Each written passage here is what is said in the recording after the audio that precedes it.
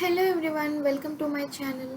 ఈరోజు మనం ఒక మోడల్ ఎలా క్రియేట్ చేసుకోవాలో చూద్దాం. ఓకేనా? మోడల్ క్రియేట్ చేసుకోవాలి అంటే ఫస్ట్ డైనమిక్స్ 365 క్లిక్ చేసి అందులో మోడల్ మేనేజ్మెంట్ అని ఉంటుంది. సో అది క్లిక్ చేయగానే మనకి ఇక్కడ క్రియేట్ మోడల్ అని చెప్పేసి కనిపిస్తుంది. ఇవి create model, refresh, update, view all package dependencies. Okay, ఇప్పుడు ఫస్ట్ మనం మోడల్ క్రియేట్ చేస్తున్నాం కాబట్టి క్రియేట్ మోడల్. ఓకే, సో దానిపైన క్లిక్ చేసిన తర్వాత మన మోడల్ నేమ్ అడుగుతుంది. ఓకే, మనం ఏ మోడల్ ఇవ్వాలి ఏంటి అంటే ఈ మోడల్ ఏంటంటే మోడల్ లోపల మనకి నెంబర్ ఆఫ్ డిఫరెంట్ ఎలిమెంట్స్ అనేవి ఉంటాయి అన్నమాట. ఫర్ ఎగ్జాంపుల్ ఒక్క నిమిషం ఇది క్లోజ్ చేస్తున్నా, నేను మళ్ళీ ఓపెన్ చేస్తాను. ఇప్పుడు ఇదే సొల్యూషన్ ఎక్స్ప్లోరర్ తీసుకుంటే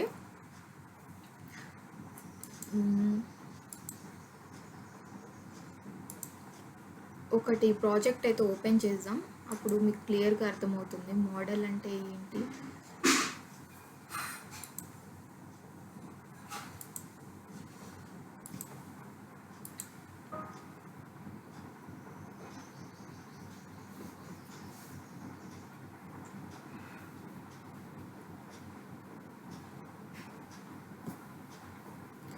ఓకే, ఇక్కడ మనకి మోడల్ వచ్చేసి టెస్ట్ ఇక్కడ కనిపిస్తుంది. RM_sample టెస్ట్ USR లేయర్, ఇది టెస్ట్ TEST టెస్ట్ ఉంది కదా.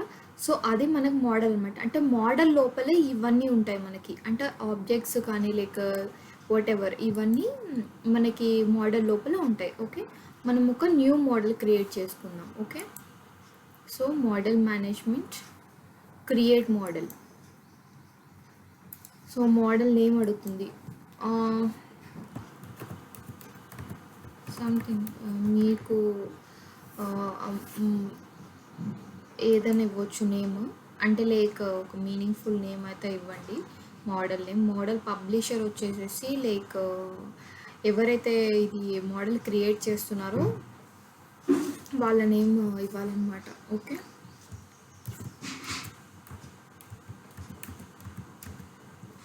అండ్ మనకి మోడల్ డిస్క్రిప్షన్ అంటే మోడల్ డిస్క్రిప్షన్ ఇవ్వాలి అనుకుంటే ఇవ్వచ్చు. లేకంటే ఈ మోడల్లో నేను ఈ క్లాస్ రిలేటెడ్ డేటా అనేది నేను క్రియేట్ చేసుకుంటాను, లేకపోతే ఈ మోడల్ అనేది ఓన్లీ ట్రైనింగ్ పర్పస్ అన్నట్టు ఇచ్చుకోవచ్చు అనమాట.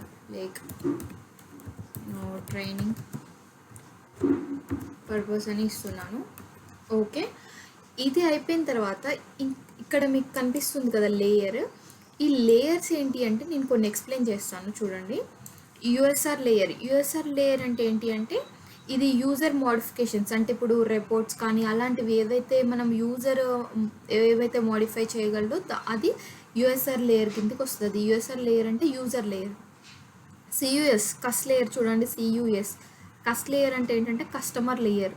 అంటే మనం ఏదైతే మోడిఫికేషన్స్ మనం చేస్తామో అవి కంపెనీ స్పెసిఫిక్గా ఉంటాయి అన్నమాట. అంటే modification specific to A company, so దాన్ని కస్టమర్ లేయర్ అంటారు. సో కస్ లేయర్. సో వ్యార్ లేయర్, ఇక్కడ వ్యార్ ఉంది కదా.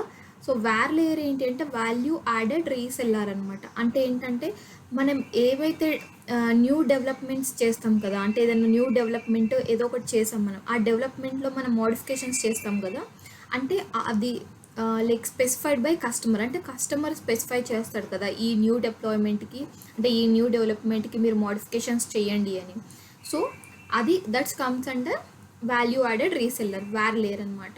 సో ఇలా చాలా ఉంటాయి. లైక్ ISV లేయర్ కూడా ఉంది. ISV లేయర్ అంటే మనకు నార్మల్ ఏంటంటే ఇండిపెండెంట్ సాఫ్ట్వేర్ వెండర్ అనమాట.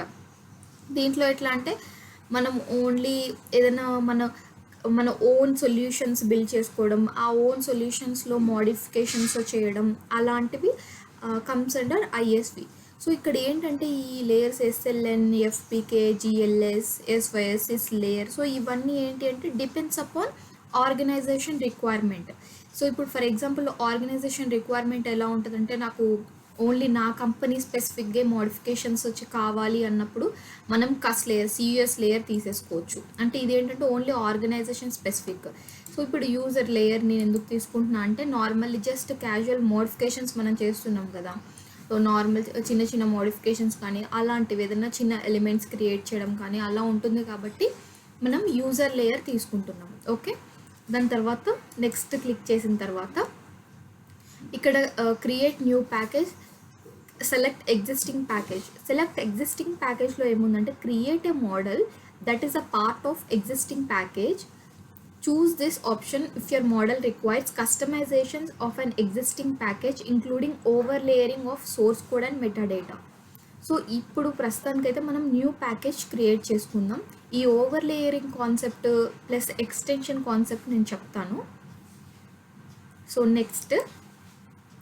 నెక్స్ట్ తర్వాత మనకి అవసరమయ్యే ప్యాకేజెస్ మనం ఇక్కడ సెలెక్ట్ చేసుకోవాలి. అంటే దీంట్లో డిఫరెంట్ ప్యాకేజెస్ ఉంటాయి, like application suit, application platform, application foundation, అలా. సో మనకి ఏదైతే రిక్వైర్మెంట్ ఉంటుందో అది మనము సెలెక్ట్ చేసుకోవాలి. ఫర్ ఎగ్జాంపుల్ మనకు అప్లికేషన్ స్యూట్ కావాలి, అప్లికేషన్ స్యూట్లో డిఫరెంట్ ఉంటాయి, అప్లికేషన్ స్యూట్ ఫామ్ అడాప్టర్ ఇలా డిఫరెంట్ ఉంటుందన్నమాట. సో ఇవన్నీ సెలెక్ట్ చేసుకొని, అంటే డిపెండ్స్ అపాన్ రిక్వైర్మెంట్, అవి సెలెక్ట్ చేసుకొని మనం నెక్స్ట్ క్లిక్ చేస్తే జస్ట్ ఇవంతా కనిపిస్తుంది. మీరు ఏవేవైతే రిఫరెన్స్డ్ ప్యాకేజెస్ సెలెక్ట్ చేసుకున్నామో, లైక్ వర్షన్ ఏంటి, లేయర్ ఏంటి, మన పబ్లిషర్ ఎవరు, ఇదంతా కనిపిస్తుంది. సో ఇక్కడ చూడండి, create new project. So direct మనకి న్యూ ప్రాజెక్ట్ క్రియేట్ అవుతుంది, మనకు అవసరం లేదు. ఇప్పుడు జస్ట్ మనం మోడల్ క్రియేట్ చేస్తున్నాం కాబట్టి అవసరం లేదు. Make this my default model for new projects. అంటే ఇదేంటి అంటే నార్మల్లీ మనం ఏదైనా, ఇప్పుడు ఫర్ ఎగ్జాంపుల్ కొత్త ప్రాజెక్ట్ క్రియేట్ చేస్తున్నాం అనుకోండి, కొత్త ప్రాజెక్ట్కి డైరెక్ట్గా మనకి ఈ లేయర్ అంటే ఈ మోడలే వచ్చేస్తుంది. ఇప్పుడు నార్మల్ మనకి టెస్ట్ ఉంది కదా మోడల్, ఆ టెస్ట్ మోడల్ రాకుండా వేరేది ఏదైతే మనం న్యూ ప్రాజెక్ట్ ఏదైనా క్రియేట్ చేసినప్పుడు ఇదే మోడల్ వస్తుంది. సో ఈ రెండు నేను ఇచ్చేస్తున్నాను. ఒకవేళ కావాలన్నప్పుడు మనం డైరెక్ట్ ఈ మోడల్లో మనం క్రియేట్ చేసుకోవచ్చు ప్రాజెక్ట్స్. ఓకే, ఫినిష్ క్లిక్ చేస్తున్నా.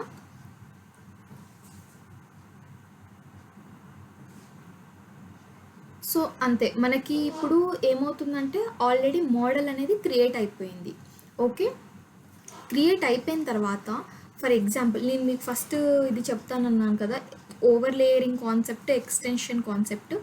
ఓవర్లేయరింగ్ కాన్సెప్ట్ అంటే ఏంటి అంటే నార్మల్లీ ఒకవేళ మనం అడ్వాన్స్డ్ కస్టమైజేషన్స్ ఏదైనా పర్ఫామ్ చేయాలి అంటే ఈ మెటా డేటా పైన, ఆబ్జెక్ట్స్ పైన కానీ, సోర్స్ కోడ్ పైన కానీ ఏవైతే మనం అడ్వాన్స్డ్ కస్టమైజేషన్స్ పర్ఫామ్ చేయాలి అంటే అది దట్ కమ్స్ అండర్ ఓవర్లేయరింగ్ అనమాట. సో ఎక్స్టెన్షన్స్ అంటే ఏంటి అంటే మనము ఆల్రెడీ ఉన్న ఎలిమెంట్స్ని, అంటే ఉన్న ఆబ్జెక్ట్స్ని మనము దాన్ని ఎక్స్టెండ్ చేస్తున్నాం. అంటే ఎలా అంటే it adds additional functionality for already existed elements. అంటే ఆల్రెడీ ఎగ్జిస్టెడ్ ఎలిమెంట్స్ అంటే కొన్ని స్టాండర్డ్ ఎలిమెంట్స్ ఉంటాయి కదా, లైక్ టేబుల్స్ కానీ, ఫామ్ కానీ, క్వెరీస్ కానీ. సో అలాంటి ఎలిమెంట్స్కి మనము ఎక్స్టెండ్ చేసుకోవచ్చు. అంటే అదే టేబుల్, ఫర్ ఎగ్జాంపుల్ ఒక స్టాండర్డ్ టేబుల్ ఉంది, స్టాండర్డ్ టేబుల్ని మనం ఎక్స్టెండ్ చేసుకొని దానికి అడిషనల్గా మనం ఫీల్డ్స్ కానీ ఏవైతే యాడ్ చేసుకోవచ్చు, దాన్ని ఎక్స్టెన్షన్ అంటారు. ఆ ఎక్స్టెన్షన్స్ కూడా నేను ఫ్యూచర్ క్లాస్లో చెప్తాను, అంటే ఎలా ఎక్స్టెన్షన్ చేసుకోవాలి ఎలిమెంట్స్ని, అంటే టేబుల్స్ కానీ, ఫామ్స్ కానీ ఎలా ఎక్స్టెండ్ చేసుకోవాలి, అందులో డేటా ఎలా యాడ్ చేయాలి, అవన్నీ నేను మీకు క్లియర్ పిక్చర్గా చెప్తాను. ఇది అయితే మోడల్ ఇలా క్రియేట్ చేసుకోవాలి. And one more thing, model create చేసుకున్న తర్వాత ఏంటంటే ఒక్కొక్కసారి మనకి కొన్ని మిస్సింగ్ డిపెండెన్సీస్ అనే ఎర్రర్స్ వస్తాయి. సో మిస్సింగ్ డిపెండెన్సీస్ అంటే మనం ఏం చేయాలి, అక్కడ క్లియర్గా మనకి ఇస్తారనమాట, మిస్సింగ్ దిస్ డిపెండెంట్ ప్యాకేజ్, లేకపోతే మిస్సింగ్ దిస్ ప్యాకేజ్ అన్నట్టు. సో అలా ఎప్పుడైనా ప్యాకేజెస్ కానీ ఏదైనా మిస్ అయినప్పుడు మనం ఏం చేయాలి అంటే సేమ్ D365 మోడల్ మేనేజ్మెంట్కి వెళ్ళి అప్డేట్ మోడల్ పారామీటర్స్ ఉంటుంది కదా, అది క్లిక్ చేయాలి. అప్డేట్ మోడల్ పారామీటర్స్ క్లిక్ చేయగానే మనకి ఫస్ట్ మోడల్ నేమ్ అడుగుతుంది. మనం మోడల్ నేమ్ ఏమి ఇచ్చాము, ఒక నిమిషం చెప్తాను, టెస్ట్ డేటా కదా. సో ఫస్ట్ మనం టెస్ట్ డేటా క్లిక్ చేయగానే చూడండి ఆల్రెడీ మొత్తం ఇన్ఫర్మేషన్ వచ్చేసింది. సో నెక్స్ట్ క్లిక్ చేసిన తర్వాత ఇక్కడ మీకు కనిపిస్తుంది, అంటే ఏదైతే ప్యాకేజ్ మిస్ అవుతుందో ఆ ప్యాకేజ్ నేమ్ డైరెక్ట్గా ఇక్కడ కనిపిస్తుంది. For example accounts payable mobile package is missing అలా వచ్చిందనుకోండి, ఏం చేయాలి అంటే ఇది చెక్ చేసి జస్ట్ నెక్స్ట్ క్లిక్ చేసిన తర్వాత ఇక్కడ మనకు వచ్చేస్తుంది చూడండి, మనం ఏదైతే అకౌంట్స్ పేయబుల్ మొబైల్ అని చెప్పేసి ఆ ప్యాకేజ్ మనకు వచ్చేసింది. సో ఫినిష్ చేసిన తర్వాత మనకు ఒక్కొక్కసారి వెంటనే డైరెక్ట్ రిఫ్లెక్ట్ అవుతుంది, మనం అంటే అప్డేట్ మోడల్ పారామీటర్స్ క్లిక్ చేసిన తర్వాత డైరెక్ట్ రిఫ్లెక్ట్ అవుతుంది. ఒక్కోసారి రిఫ్లెక్ట్ అవ్వకపోతే అప్పుడు డైరెక్ట్ రీఫ్రెష్ మోడల్స్ క్లిక్ చేయాలి, అంతే, రీఫ్రెష్ అయిపోతుంది. సో ఇదేంటంటే మనకి మోడల్ మేనేజ్మెంట్లోనే వ్యూ ఆల్ ప్యాకేజ్ డిపెండెన్సీస్ అంటే ఒక, మీకు చూపిస్తే అర్థమవుతుంది.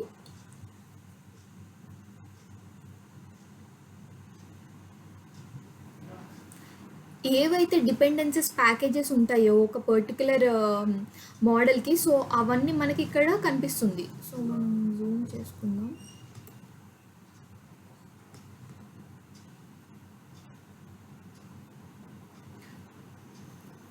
సో నాకైతే దీంతో నేను ఎక్కువ నాకు అంత ఏం యూజ్ అవ్వలేదు. మీకు చెక్ చేసుకోవచ్చు ఏమైనా డిపెండెన్సీస్ ఉంటే ఎక్కడుంది, ఎక్కడి నుంచి ఎక్కడి వరకు డిపెండెన్సీ ఉంది, అలాంటివి మనం చెక్ చేసుకోవచ్చు అనమాట. ఓకే, సో ఇది మనం నార్మల్గా ప్యాకేజ్ డిపెండెన్సీస్ చెక్ చేసుకోవడం. ఓకే, ఇలా అయితే మనము మోడల్ అనేది క్రియేట్ చేసుకోవాలి. మోడల్ అనేది క్రియేట్ చేసుకున్న తర్వాత మనం డైరెక్ట్ న్యూ ప్రాజెక్ట్లో యూస్ చేసుకోవచ్చు. Okay, thank you everyone.